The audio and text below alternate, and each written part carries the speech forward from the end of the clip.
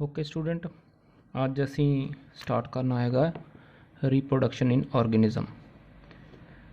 Reproduction ਤੁਸੀਂ ਪੜ੍ਹੇ ਜਾਂ +1 ਦੇ ਵਿੱਚ ਤੁਹਾਨੂੰ ਟੌਪਿਕ ਸਮਝਾਇਆ ਹੋਇਆ ਆ ਵੀ ਇੱਕ ਜਨਰੇਸ਼ਨ ਤੋਂ ਦੂਸਰੀ ਜਨਰੇਸ਼ਨ ਪੈਦਾ ਕਰਨਾ।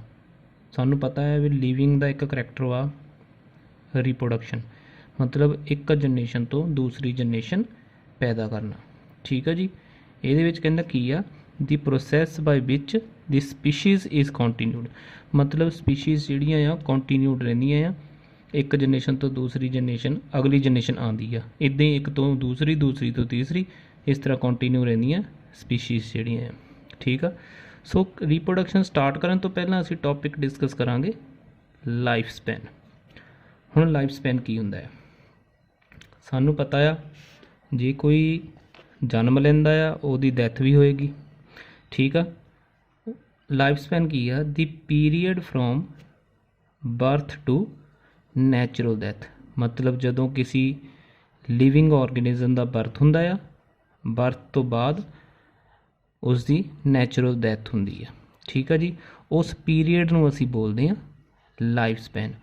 ਹੁਣ ਲਾਈਫ ਸਪੈਨ ਕਿਸੇ ਦਾ 2 ਦਿਨ ਦਾ ਹੋ ਸਕਦਾ, ਕਿਸੇ ਦਾ 1 ਦਿਨ ਦਾ ਹੋ ਸਕਦਾ, ਕਿਸੇ ਦਾ 4 ਸਾਲ ਹੋ ਸਕਦਾ, ਕਿਸੇ ਦਾ 4 ਮਹੀਨੇ ਹੋ ਸਕਦਾ ਆ। ਠੀਕ ਆ। ਡਿਫਰੈਂਟ ਹੋ ਸਕਦਾ ਆ। ਸੋ ਉਹ ਲਾਈਫ ਸਪੈਨ ਦੇ ਵਿੱਚ ਬਰਥ ਤੋਂ ਲੈ ਕੇ ਡੈਥ ਤੱਕ ਉਹ ਕੀ ਕਰਦਾ ਆ, ਉਹ ਲਿਵਿੰਗ ਆਰਗੇਨਿਜ਼ਮ ਕੀ ਕੁਛ ਉਹਦੇ ਵਿੱਚ ਕਰਦਾ ਆ, ਉਹਨੂੰ ਅਸੀਂ 4 ਸਟੇਜਸ ਦੇ ਵਿੱਚ ਕਵਰ ਕੀਤਾ ਹੋਇਆ। ਠੀਕ ਆ ਜੀ। Life span depends on 4 stages. ਕਿਹੜੀ ਸਟੇਜਸ ਆ? ਫਸਟ ਵਨ ਹੈਗੀ ਸਾਡੀ ਜੁਵੈਨੈਲਿਟੀ। ਠੀਕ ਆ ਜੀ। ਜੁਵੈਨੈਲਿਟੀ ਸਟੇਜ ਕੀ ਆ? ਇਹਦੇ ਵਿੱਚ ਦੇਖੋ, ਕਹਿੰਦਾ ਦਿਸ represent the stage before the organism ਡਿਵੈਲਪਸ the capacity to reproduce. ਠੀਕ ਹੈ ਜੀ। ਜੁਵੈਨੈਲਿਟੀ ਸਟੇਜ ਮਤਲਬ ਜਦੋਂ ਉਹ ਜਿਹੜਾ ਵੀ ਆਰਗੇਨਿਜ਼ਮ ਆ ਉਹ ਡਿਵੈਲਪ ਹੁੰਦਾ ਆ, ਉਹਦੇ ਵਿੱਚ ਕਪੈਸਿਟੀ ਆ ਜਾਂਦੀ ਰੀਪਰੋਡਕਸ਼ਨ ਕਰਨ ਦੀ। ਠੀਕ ਹੈ ਜੀ। ਮਤਲਬ ਹੌਲੀ ਹੌਲੀ ਡਿਵੈਲਪ ਹੋ ਕੇ ਉਹ ਜਿੱਦਾਂ ਕਹਿ ਲਓ ਵੀ ਬਚਪਨ ਤੋਂ ਥੋੜ੍ਹਾ ਜਿਹਾ ਯੰਗ ਹੋਣ ਲੱਗ ਪਿਆ ਬੱਚਾ। ਠੀਕ ਹੈ ਜੀ। ਉਸ ਸਟੇਜ ਨੂੰ ਅਸੀਂ ਬੋਲਦੇ ਹਾਂ juvenility. Then second one maturity. Maturity stage ਕੀ ਆ? In this stage reproduction start. ਠੀਕ ਹੈ ਜੀ। ਇਸ ਸਟੇਜ ਦੇ ਵਿੱਚ ਕੀ ਹੋ ਜਾਂਦਾ ਆ? ਰੀਪਰੋਡਕਸ਼ਨ ਸਟਾਰਟ ਹੋ ਜਾਂਦੀ। ਠੀਕ ਹੈ ਜੀ। ਉਹਨੂੰ ਸਟੇਜ ਨੂੰ ਅਸੀਂ ਬੋਲਦੇ ਹਾਂ ਮੈਚਿਓਰਿਟੀ। ਦੈਨ ਉਸ ਤੋਂ ਬਾਅਦ ਏਜਿੰਗ। ਰੀਪਰੋਡਕਸ਼ਨ ਸਟਾਰਟ ਹੋ ਗਈ, ਉਸ ਤੋਂ ਬਾਅਦ ਹੌਲੀ ਹੌਲੀ ਲਿਵਿੰਗ ਆਰਗੇਨਿਜ਼ਮ ਜਿਹੜਾ ਆ ਉਹ ਏਜ ਹੋਣੀ ਸ਼ੁਰੂ ਹੋ ਜਾਂਦੀ ਆ। ਏਜ ਹੁੰਦੀ ਹੌਲੀ ਦੈਨ ਉਸ ਤੋਂ ਬਾਅਦ ਐਂਡ 'ਤੇ ਉਸ ਦੀ ਡੈਥ ਹੋ ਜਾਂਦੀ ਹੈ। ਠੀਕ ਹੈ ਜੀ। ਜਦੋਂ ਸਾਰੀਆਂ ਐਕਟੀਵਿਟੀਜ਼ ਜਿਹੜੀਆਂ ਉਹ ਸਟਾਪ ਹੋ ਜਾਂਦੀਆਂ ਆ, ਉਹਨੂੰ ਅਸੀਂ ਬੋਲਦੇ ਹਾਂ ਡੈਥ। ਠੀਕ ਆ। ਸੋ ਚਾਹੇ ਕੋਈ ਲਿਵਿੰਗ ਆਰਗੇਨਿਜ਼ਮ 1 ਦਿਨ ਲਈ ਜੀਂਦਾ ਆ, ਚਾਹੇ ਕੋਈ ਲਿਵਿੰਗ ਆਰਗੇਨਿਜ਼ਮ 2 ਦਿਨ ਲਈ, ਚਾਹੇ ਸਾਲ ਲਈ, ਚਾਹੇ 5 ਸਾਲ ਲਈ, ਉਹ ਆਹ 4 ਸਟੇਜਸ ਜਿਹੜੀਆਂ ਉਹ ਕਵਰ ਅਪ ਕਰਦੇ ਆ। Juvenility, maturity, ageing and death. Simple ਅਸੀਂ ਹਿਊਮਨ ਬੀਇੰਗਸ ਦੇ ਵਿੱਚ ਦੇਖੀਏ, ਸਭ ਤੋਂ ਪਹਿਲਾਂ ਬੱਚੇ ਦਾ ਜਨਮ ਹੁੰਦਾ ਆ, ਉਸ ਤੋਂ ਬਾਅਦ ਬੱਚਾ ਜਿਹੜਾ ਆ ਉਹ ਬਚਪਨ ਆਪਣਾ ਬਤੀਤ ਕਰਦਾ ਆ। ਬਚਪਨ ਬਤੀਤ ਕਰਨ ਤੋਂ ਬਾਅਦ ਉਹ ਯੰਗ ਹੁੰਦਾ ਆ। ਯੰਗ ਹੋਣ ਤੋਂ ਬਾਅਦ ਰੀਪਰੋਡਕਸ਼ਨ ਕਰਨ ਦੇ ਯੋਗ ਹੋ ਜਾਂਦਾ ਆ। ਉਸ ਤੋਂ ਬਾਅਦ ਉਹਦੀ ਏਜ ਹੁੰਦੀ ਆ, ਹੌਲੀ ਹੌਲੀ ਉਹ ਬੁੜਾ ਹੋਣ ਲੱਗ ਪੈਂਦਾ। ਬੁੜਾ ਹੋਣ ਤੋਂ ਬਾਅਦ ਉਸ ਦੀ ਡੈਥ ਹੋ ਜਾਂਦੀ ਆ। ਸੋ ਉਹ ਬਰਥ ਤੋਂ ਲੈ ਕੇ ਡੈਥ ਤੱਕ ਦੇ ਸਮੇਂ ਨੂੰ ਅਸੀਂ ਬੋਲਦੇ ਹਾਂ ਲਾਈਫ ਸਪੈਨ। ਸੋ ਹਰ ਇੱਕ ਲਿਵਿੰਗ ਆਰਗੇਨਿਜ਼ਮ ਦਾ ਉਹ ਵੱਖਰਾ ਲਾਈਫ ਸਪੈਨ ਹੋ ਸਕਦਾ। ਜਿਸ ਤਰ੍ਹਾਂ ਦੇਖੋ, ਕਹਿੰਦਾ life span of mayfly is 1 day. 1 ਦਿਨ ਦਾ ਉਹਦਾ ਲਾਈਫ ਸਪੈਨ। ਹਾਊਸ ਫਲਾਈ ਦਾ ਕਿੰਨਾ? Life span of 1 to 4 month। Lion ਦਾ ਲਾਈਫ ਫਰੋਮ 25 years। ਠੀਕ ਹੈ ਜੀ। Insect 5 to few months, live to few months। elephant live up to 70 to 90 years। banyan tree about 200 years। ਠੀਕ ਹੈ ਜੀ। ਸੋ ਇਹ ਡਿਫਰੈਂਟ ਲਾਈਫ ਸਪੈਨ ਦਿੱਤੇ ਹੋਏ ਆ। ਤੁਹਾਨੂੰ 1 ਨੰਬਰ ਦੇ ਵਿੱਚ ਇੱਦਾਂ ਦਾ ਕੋਈ ਕੁਐਸਚਨ ਆ ਸਕਦਾ ਆ ਵੀ ਕਿਹਦਾ ਲਾਈਫ ਸਪੈਨ ਕਿੰਨੇ ਟਾਈਮ ਦਾ ਆ। ਠੀਕ ਹੈ ਜੀ। ਸੋ ਆਹ ਸਾਰੀਆਂ ਜਿੰਨੀਆਂ ਵੀ ਐਗਜ਼ਾਮਪਲ ਲਿਖੀਆਂ ਹੋਈਆਂ ਹਾਊਸ ਫਲਾਈ ਦੀਆਂ, ਐਲੀਫੈਂਟਸ ਦੀਆਂ, ਡੌਗਸ ਦੀ, ਠੀਕ ਆ, ਜੈਲੀ ਫਿਸ਼ ਹੋਇਆ, ਆਸਟਿਚ ਹੋ ਗਿਆ, ਹਾਰਸ ਹੋ ਗਿਆ, ਰੈਟ ਹੋ ਗਿਆ, ਮੈਨ ਹੋ ਗਿਆ। ਸੋ ਇਹ ਲਾਈਫ ਸਪੈਨ ਹਰ ਇੱਕ ਦਾ डिफरेंट हो सकता है। सो ठीक है बच्चे, ये हर एक का अलग अलग जोड़ा है वो लाइफ स्पैन हो सकता है। जिस तरह लिखा टॉर्टोइज जोड़ा है वो 150 साल ठीक है जींदा रह सकता है। क्रो जोड़ा है वो लाइफ स्पैन वो 15 साल का है। क्रोकोडाइल का 60 साल आ ठीक है। तो पैरट का कितना आ 140 साल। मतलब ये जिन्ना भी जिहदा भी लाइफ स्पैन जिन्ना हैगा आ बर्थ तो लैके डैथ तक का समा काल उन्होंने असीं बोलते हैं लाइफ स्पैन ठीक है। वो 4 स्टेजिज ये चाहे वो एक दिन जींदा रहिंदा है, चाहे वो 100 साल, चाहे वो 150 साल, उन्हें अपनी वो 4 स्टेजिज कवर करनिया ही करनिया। सो ये लिविंग ऑर्गेनिज्म का ठीक है जी करैक्टर वा लाइफ स्पैन ठीक है जी। सो असीं अज जिहड़ा मेन टॉपिक साडा हैगा आ वो हैगा साडा रीप्रोडक्शन ठीक है जी। रीप्रोडक्शन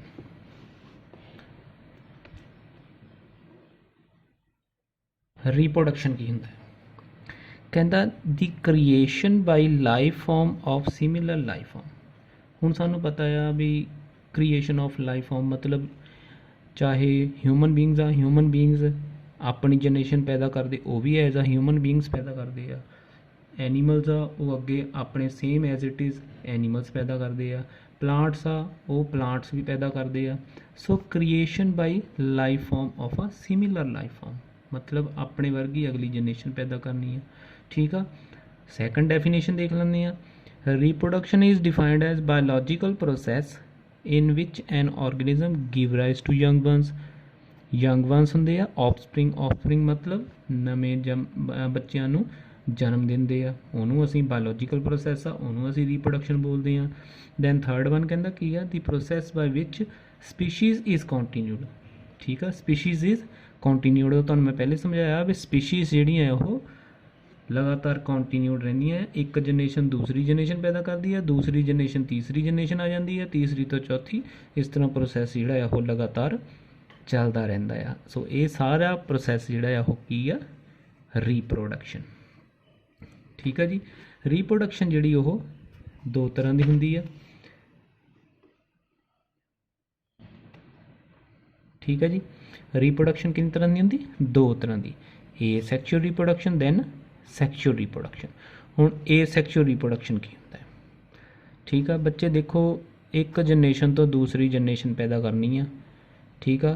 कोई किसी तरीके नाल करदा कोई किसी तरीके नाल। सो ये दोनों टाइप्स असीं डिस्कस करनियां है। फस्ट वन है साडी ए सैक्चुअल रीप्रोडक्शन ठीक है जी। ए सैक्चुअल रीप्रोडक्शन कहंदा की आ ए सैक्चुअल रीप्रोडक्शन इज़ और एपोमिक्सिस भी असीं इहनूं बोलदे हां is the formation of new individual without involving the formation and fusion of gametes ठीक है जी। सिंपल याद रखना भी ए सैक्चुअल रीप्रोडक्शन वो रीप्रोडक्शन जिहदे विच कोई भी फॉर्मेशन नहीं हुंदी कादी गैमीट्स की ठीक है जी। गैमीट्स की हुंदे आ सैक्स सैल जिन्होंने असीं बोलते हैं। सो ना तो सैक्स सैल बनते आ ते ना उन्हां दी फ्यूजन हुंदी आ ठीक है जी। जिहड़ी रीप्रोडक्शन इस द्वारा हुंदी आ उहनूं असीं बोलते हैं ए सैक्चुअल रीप्रोडक्शन ठीक है जी। नवे इंडिविजुअल पैदा हुंदे आ पर किद्दां पैदा हुंदे आ without involving the formation and fusion of gametes ठीक है जी। दैन सैक्चुअल रीप्रोडक्शन इस तो उल्ट रख लो। सैक्चुअल रीप्रोडक्शन कहंदा की आ involves fusion of 2 sex gametes to form new individual. एक नवा इंडिविजुअल कदों पैदा होंदा है जदों फ्यूजन ते फॉर्मेशन हुंदी है गैमीट्स की ठीक है जी। ये 2 तरह की हुंदी है ए सैक्चुअल एंड सैक्चुअल रीप्रोडक्शन। काफ़ी बार तुसीं पढ़िया भी है +1 दे विच भी दस्सिया सी पर हुण असीं इहदी डिटेल जिहड़ी ओह करांगे। सो फस्ट वन जिहड़ी साडी हैगी आ ए सैक्चुअल रीप्रोडक्शन ठीक है जी। पहला हैगा साडा ए सैक्चुअल रीप्रोडक्शन। डेफिनेशन वही आ भी जिहदे विच there is no formation and fusion of gametes मतलब ना तो ये कोई फॉर्मेशन होनी गैमीट्स की ते ना कोई फ्यूजन होनी है ठीक है जी। सो सिंपल कहा जाए जो सिंपल वर्डां दे विच बोलो तो offspring produce are identical and represent the exact copy of their parents ठीक है जी। मतलब ਜਿਹੜੇ ਆਫਸਪ੍ਰਿੰਗ ਪੈਦਾ ਹੋਣੇ ਆ ਉਹ ਬਿਲਕੁਲ ਸਿਮਿਲਰ ਹੋਣੇ ਆ, ਆਰ ਆਇਡੈਂਟੀਕਲ। ਠੀਕ ਹੈ ਜੀ, ਐਗਜ਼ੈਕਟ ਕਾਪੀ ਮਤਲਬ ਜਿੱਦਾਂ ਦੇ ਪੇਰੈਂਟਸ ਆ ਉੱਦਾਂ ਦੇ ਹੀ ਅੱਗੇ ਬੱਚੇ ਪੈਦਾ ਹੋਏ। ਠੀਕ ਹੈ ਜੀ, ਪਰ ਕਿੱਦਾਂ ਪੈਦਾ ਹੋਏ? ਨਾ ਤਾਂ ਉਹਦੇ ਵਿੱਚ ਕੋਈ ਫਾਰਮੇਸ਼ਨ ਹੋਈ ਗੇਮੀਟਸ ਦੀ ਅਤੇ ਨਾ ਕੋਈ ਫਿਊਜ਼ਨ ਹੋਈ। ਠੀਕ ਹੈ ਜੀ, ਉਸ ਰੀਪਰੋਡਕਸ਼ਨ ਨੂੰ ਅਸੀਂ ਬੋਲਦੇ ਹਾਂ ਏਸੈਕਸ਼ੂਅਲ ਰੀਪਰੋਡਕਸ਼ਨ। ਹੁਣ ਦੇਖੋ ਕੋਈ ਚੇਂਜ ਆਈ ਨਹੀਂ ਹੈ ਨਾ, ਆਫਸਪ੍ਰਿੰਗ ਜਿਹੜੇ ਉਹ ਵਿਦਾਊਟ ਫਾਰਮੇਸ਼ਨ ਅਤੇ ਫਿਊਜ਼ਨ ਤੋਂ ਗੇਮੀਟਸ ਦੀ ਫਾਰਮੇਸ਼ਨ ਤੋਂ ਬਗੈਰ ਹੀ ਜਿਹੜੇ ਆਫਸਪ੍ਰਿੰਗ ਪੈਦਾ ਹੋਏ ਆ। ਸੋ ਇਹਦਾ ਮਤਲਬ ਕੀ ਹੋਏਗਾ? Such morphologically and genetically similar individual are called as clone. ਠੀਕ ਆ, ਕਲੋਨ ਕੀ ਹੁੰਦੇ ਆ? ਜਿਹੜੇ ਬਿਲਕੁਲ same as it is parents ਵਰਗੇ ਹੋਣ, ਕੋਈ ਫਰਕ ਨਹੀਂ, ਮਤਲਬ ਜਿੱਦਾਂ ਦੇ ਪੇਰੈਂਟਸ ਜੈਨੇਟਿਕਲੀ ਆਪ ਆ ਉੱਦਾਂ ਦੇ ਹੀ ਅੱਗੇ ਉਹਨਾਂ ਦੇ ਇੰਡੀਵਿਜੂਅਲ ਪੈਦਾ ਹੋ ਗਏ। ਪਰ ਕਿੱਦਾਂ ਪੈਦਾ ਹੋਏ? Without formation and fusion of ਗੈਮੀਟਸ। ਠੀਕ ਆ ਜੀ, ਉਹਨਾਂ ਨੂੰ ਅਸੀਂ ਬੋਲਦੇ ਹਾਂ ਏਸੈਕਸ਼ੂਅਲ ਰੀਪਰੋਡਕਸ਼ਨ। ਸੋ ਮੇਨ ਇਹਦੇ ਵਿੱਚ ਬੱਚੇ ਜਿੱਥੇ ਮੈਂ ਤੁਹਾਨੂੰ ਅੰਡਰਲਾਈਨ ਕਰਕੇ ਦੱਸੂੰਗਾ, ਤੁਸੀਂ ਉਹ ਚੀਜ਼ਾਂ ਨੂੰ ਜ਼ਿਆਦਾ ਯਾਦ ਕਰਨਾ ਆ। ਠੀਕ ਆ, ਕਹਿੰਦਾ ਕੀ ਆ? ਕਹਿੰਦਾ development of an organism from non sexual reproductive unit like birds fragment are called blastogenesis. ਕਿਤੇ ਡੈਫੀਨੇਸ਼ਨ ਜਿਹੜੀ ਉਹ ਆ ਜਾਂਦੀ ਹੁੰਦੀ ਆ। ਬਲਾਸਟੋਜੀਨੇਸਿਸ ਕਹਿੰਦਾ ਕੀ ਆ? ਇਹ ਵੀ ਉਹੀ ਚੀਜ਼ ਆ, ਬਟ ਇਹਦੇ ਵਿੱਚ ਕਹਿੰਦਾ ਕੀ ਆ? ਰੀਪਰੋਡਕਟਿਵ ਯੂਨਿਟ ਹੁੰਦਾ, ਕੋਈ ਰੀਪਰੋਡਕਟਿਵ ਯੂਨਿਟ ਹੁੰਦਾ ਆ। ਠੀਕ ਆ, ਆਰਗੇਨਿਜ਼ਮ ਦੇ ਵਿੱਚ ਇੱਕ ਰੀਪਰੋਡਕਟਿਵ ਯੂਨਿਟ ਹੁੰਦਾ ਆ, ਲਾਈਕ ਕੋਈ ਬਰਡ ਹੋ ਸਕਦੀ ਆ, ਕੋਈ ਫਰੈਗਮੈਂਟ ਹੋ ਸਕਦਾ ਆ। ਉਸ ਡਿਵੈਲਪਮੈਂਟ ਨੂੰ ਅਸੀਂ ਬੋਲਦੇ ਹਾਂ ਬਲਾਸਟੋਜੀਨੇਸਿਸ। ਠੀਕ ਆ ਜੀ, ਅਤੇ ਜਿਹੜਾ ਰੀਪਰੋਡਕਟਿਵ ਬਾਡੀ ਆ, ਚਾਹੇ ਉਹ ਫਰੈਗਮੈਂਟ ਆ, ਜਾਂ ਉਹ ਬਰਡਸ ਆ, ਜਾਂ ਫਰੈਗਮੈਂਟ ਆ, ਉਹਨੂੰ ਅਸੀਂ ਬੋਲਦੇ ਹਾਂ ਬਲਾਸਟੋਡਸ। ਸੋ ਕਿਤੇ ਇੱਕ ਨੰਬਰ 'ਚ ਡੈਫੀਨੇਸ਼ਨ ਜਿਹੜੀ ਉਹ ਤੁਹਾਨੂੰ ਆ ਸਕਦੀ ਆ। ਦੈਨ ਅਸੀਂ ਅੱਜ ਹੁਣ ਸਟਾਰਟ ਕਰਾਂਗੇ ਕਰੈਕਟਰਿਸਟਿਕਸ, ਏਸੈਕਸ਼ੂਅਲ ਰੀਪਰੋਡਕਸ਼ਨ ਦੇ ਕਰੈਕਟਰਿਸਟਿਕਸ। ਸਿੰਪਲ ਜੀ ਗੱਲ ਆ ਬੱਚੇ, ਦੇਖੋ ਪਹਿਲਾ ਕਰੈਕਟਰ ਕਹਿੰਦਾ ਕੀ ਆ? In asexual reproduction only one parents is involved. Simple, ਇਸ ਕਰਕੇ ਇਹਨੂੰ ਅਸੀਂ ਬੋਲਦੇ ਹਾਂ ਯੂਨੀਪੈਰੈਂਟਲ। ਠੀਕ ਆ, ਸਿਰਫ ਇੱਕੋ ਹੀ ਪੇਰੈਂਟ ਇਨਵੋਲਵ ਹੁੰਦਾ, ਸਿੰਗਲ ਪੇਰੈਂਟ, ਇਸ ਕਰਕੇ ਅਸੀਂ ਇਹਨੂੰ ਬੋਲਦੇ ਹਾਂ ਯੂਨੀਪੈਰੈਂਟਲ ਬੋਲਦੇ ਹਾਂ। ਠੀਕ ਆ, ਦੂਸਰਾ does not involve formation and fusion of ਗੈਮੀਟਸ। ਦੱਸਿਆ ਹੈ ਤੁਹਾਨੂੰ ਵੀ ਕੋਈ ਫਾਰਮੇਸ਼ਨ ਨਹੀਂ ਹੁੰਦੀ, ਫਿਊਜ਼ਨ ਨਹੀਂ ਹੁੰਦੀ। ਠੀਕ ਆ ਜੀ, ਇਟ ਇਨਵੋਲਵਸ ਓਨਲੀ ਮਾਈਟੋਟਿਕ ਡਿਵੀਜ਼ਨ। ਮਿਓਸਿਸ ਮਾਈਟੋਸਿਸ ਤੁਸੀਂ +1 ਦੇ ਵਿੱਚ ਪੜ੍ਹੀ ਆ। ਠੀਕ ਆ, ਜਿਹੜੀ ਮਾਈਟੋਸਿਸ ਹੁੰਦੀ ਆ ਉਹ ਸੋਮੈਟਿਕ ਸੈਲ 'ਚ ਹੁੰਦੀ ਆ। ਇੱਕ ਵਾਰ ਤੁਹਾਨੂੰ ਮੈਂ ਦੱਸ ਦਿੰਦਾ ਹਾਂ,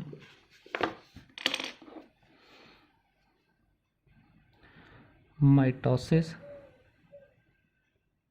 ਕਿਹਦੇ ਵਿੱਚ ਹੁੰਦੀ ਆ? ਸੋਮੈਟਿਕ ਸੈਲ ਦੇ ਵਿੱਚ, ਸੋਮੈਟਿਕ ਸੈਲਸ ਦੇ ਵਿੱਚ। ਠੀਕ ਹੈ ਜੀ, ਸੋਮੈਟਿਕ ਸੈਲ ਦੇ ਵਿੱਚ ਕਿੱਦਾਂ ਕੀ ਆ? ਆਹ ਇੱਕ ਸੈੱਲ ਆ, ਇਹਦੇ ਤੋਂ ਟੁੱਟ ਕੇ 2 ਸੈੱਲ ਬਣ ਗਏ। ਠੀਕ ਹੈ ਜੀ, ਇਹ ਸੋਮੈਟਿਕ ਸੈਲਸ। ਸੋ ਇਹ ਜਿਹੜੀ ਡਿਵੀਜ਼ਨ ਹੋਈ ਆ ਇਹ ਹੋ ਗਈ ਸਾਡੀ ਮਾਈਟੋਸਿਸ। ਠੀਕ ਹੈ ਜੀ, ਅਤੇ ਮਿਓਸਿਸ ਕਿਹਦੇ ਵਿੱਚ ਹੁੰਦੀ ਆ? 2 ਤਰ੍ਹਾਂ ਦੀ ਡਿਵੀਜ਼ਨ ਹੁੰਦੀ ਆ, ਇਹ ਮਾਈਟੋਸਿਸ ਅਤੇ ਸੈਕੰਡ ਵਨ ਹੁੰਦੀ ਆ ਮਿਓਸਿਸ। +1 ਦਾ ਟੋਪਿਕ ਆ। ਮਿਓਸਿਸ ਹੁੰਦੀ ਆ ਗੋਨੈਡਸ ਦੇ ਵਿੱਚ। ਹੁਣ ਗੋਨੈਡਸ ਤੁਹਾਨੂੰ ਮੈਂ ਦੱਸਿਆ ਹੋਇਆ ਆ, ਗੋਨੈਡਸ ਕੀ ਹੁੰਦੇ ਆ? Reproductive organ, reproductive organ. ਠੀਕ ਆ ਜੀ, ਰੀਪਰੋਡਕਟਿਵ ਆਰਗਨ ਜਿਹੜੇ ਆ ਉਹ ਮੇਲ ਦੇ ਜਾਂ ਮੇਲ ਔਰ ਫੀਮੇਲ। ਠੀਕ ਹੈ ਜੀ, ਸਾਨੂੰ ਪਤਾ ਆ ਮੇਲ ਦੇ ਵੀ ਰੀਪਰੋਡਕਟਿਵ ਆਰਗਨ ਹੁੰਦੇ ਆ, ਫੀਮੇਲ ਦੇ ਵੀ ਰੀਪਰੋਡਕਟਿਵ ਆਰਗਨ ਹੁੰਦੇ ਆ। ਰੀਪਰੋਡਕਟਿਵ ਆਰਗਨ ਮਤਲਬ ਜਿਹਨੀ ਰੀਪਰੋਡਕਸ਼ਨ ਕਰਨੀ ਆ। ਠੀਕ ਹੈ ਜੀ, ਸੋ ਉਹਨਾਂ ਦੋਨਾਂ ਨੂੰ ਅਸੀਂ ਬੋਲਦੇ ਹਾਂ, ਦੋਨਾਂ ਨੂੰ ਰੀਪਰੋਡਕਟਿਵ ਆਰਗਨਸ ਨੂੰ ਅਸੀਂ ਬੋਲਦੇ ਹਾਂ ਗੋਨੈਡਸ। ਅਤੇ ਇਹ ਜਿਹੜੇ ਗੋਨੈਡਸ ਹੁੰਦੇ ਆ ਇਹ ਕਾਹਦੇ ਬਣੇ ਹੁੰਦੇ ਆ? ਜਰਮੀਨਲ ਸੈਲਸ ਦੇ। ਠੀਕ ਹੈ ਜੀ, ਸੋ ਜਰਮੀਨਲ ਸੈਲਸ ਜਿਹੜੇ ਸਾਨੂੰ ਪਤਾ ਆ ਜਦੋਂ ਲਾਈਫ ਸਪੈਨ ਦੇ ਵਿੱਚ ਉਹ ਸਟੇਜ ਆਉਣੀ ਆ ਜਦੋਂ ਉਹਨੇ ਰੀਪਰੋਡਕਸ਼ਨ ਕਰਨ ਦੇ ਯੋਗ ਹੋਣਾ ਆ, ਦੈਨ ਜਰਮੀਨਲ ਸੈਲਸ ਦੇ ਵਿੱਚ ਜਿਹੜੀ ਡਿਵੀਜ਼ਨ ਸਟਾਰਟ ਹੁੰਦੀ ਆ ਉਹਨੂੰ ਅਸੀਂ ਬੋਲਦੇ ਹਾਂ, ਉਹਨੂੰ ਅਸੀਂ ਕੀ ਬੋਲਦੇ ਹਾਂ? ਮਿਓਸਿਸ। ਠੀਕ ਹੈ ਜੀ, ਸੋ ਇਹ ਮਿਓਸਿਸ। ਸੋ ਕੀ ਆ ਕਹਿਣ ਦਾ ਮਤਲਬ?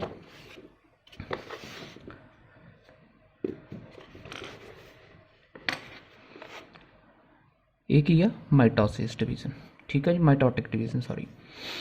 ਫੋਰਥ ਵਨ ਕਹਿੰਦਾ ਕੀ ਆ, ਕਹਿੰਦਾ in it new organism are produced from the somatic part of parental organism. ਉਹੀ ਤੁਹਾਨੂੰ ਦੱਸਿਆ ਵੀ ਸੋਮੈਟਿਕ ਪਾਰਟ ਤੋਂ ਇਹ ਸੋਮੈਟਿਕ ਸੈਲਸ ਦੇ ਵਿੱਚ ਜਿਹੜੀ ਹੁੰਦੀ ਆ, ਸੋ ਇਸ ਕਰਕੇ ਇਹਨੂੰ ਅਸੀਂ ਬੋਲਦੇ ਹਾਂ ਸਮੈਟੋਜੈਨਿਕ ਰੀਪਰੋਡਕਸ਼ਨ ਵੀ ਬੋਲ ਦਿੰਦੇ ਹਾਂ, ਠੀਕ ਹੈ ਜੀ।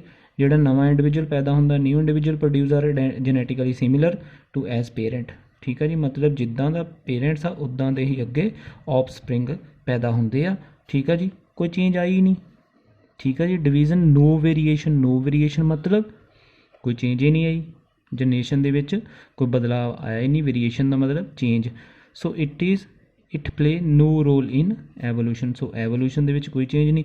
ਅੱਜ ਵੀ ਇੱਦਾਂ ਦੇ ਆ, ਜੇ ਪਿਛਲੇ ਸਾਲਾਂ ਦੇ ਵਿੱਚ ਵੀ ਝਾਤੀ ਮਾਰੀਏ ਤਾਂ ਅਸੀਂ ਉਹ ਉਦੋਂ ਵੀ ਉੱਦਾਂ ਦੇ ਸੀ, ਆਉਣ ਵਾਲੇ ਸਮੇਂ 'ਚ ਵੀ। ਹੁਣ ਅਰਥਵਰਮ, ਠੀਕ ਆ, ਅਮੀਬਾ ਆ, ਅੱਜ ਵੀ ਇੱਦਾਂ ਦਾ ਆ, ਪਿੱਛੇ ਦੇਖ ਲਈਏ ਫਿਰ ਵੀ ਉੱਦਾਂ ਦਾ ਸੀ।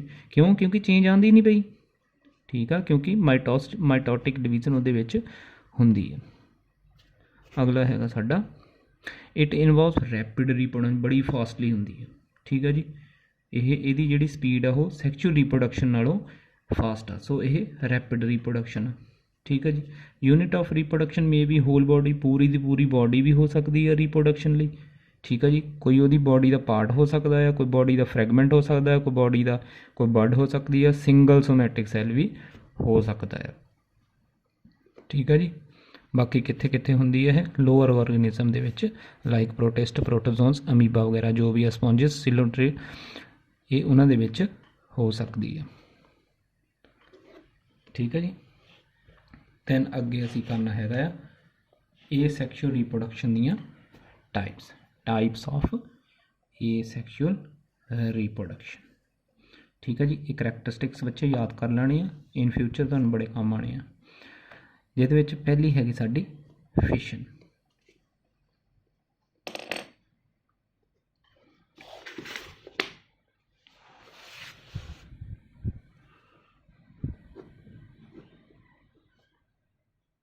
types of asexual reproduction, ठीक है जी। फर्स्ट वन हैगी साडी फिशन। बच्चे पंजाब बोर्ड दे बच्चे जिहड़े आ, Punjab school education board Punjab, ਉਹਨਾਂ ਦੇ ਨਾਲ ਰਿਲੇਟਡ ਜਿਹੜੇ ਬੱਚੇ ਆ, NCERT ਦੀ ਬੁੱਕ ਦੇ ਵਿੱਚੋਂ ਇਹ ਤੁਹਾਨੂੰ ਪੰਜਾਬੀ 'ਚ ਸਮਝਾਉਣ ਦਾ ਰੀਜ਼ਨ ਇਹੀ ਆ ਵੀ ਚੰਗੀ ਤਰ੍ਹਾਂ ਤੁਸੀਂ ਜਿਹੜਾ ਉਹ ਸਮਝ ਸਕੋ, ਠੀਕ ਆ ਜੀ। ਪਹਿਲਾ ਕੀ ਆ ਸਾਡਾ ਫਿਸ਼ਨ। ਫਿਸ਼ਨ ਦਾ ਮਤਲਬ ਹੁੰਦਾ